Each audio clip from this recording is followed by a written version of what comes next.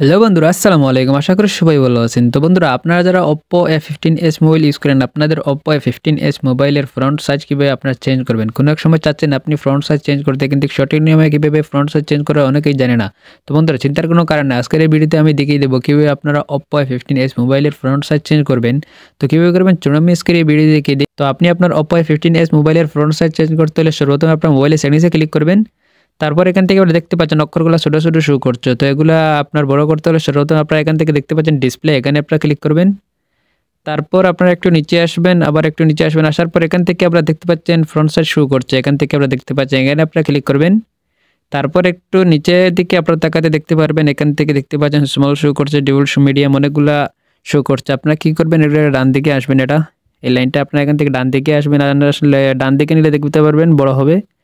দেখতে পাচ্ছেন অক্ষরগুলো এখন বড় হচ্ছে। যদি আরও বড় করতে চান তাহলে আবার ডান দিকে আনবেন। এখান থেকে দেখতে পাচ্ছেন এটা বড় হয়ে যায়। এখন যদি আপনি ছোটো করতে চান তাহলে আপনারা বাম দিকে আনবেন। এভাবে এই অক্ষরটা আপনারা বাম দিকে আনবেন, দেখতে পারবেন সঙ্গে সঙ্গে ছোটো হয়ে যাবে।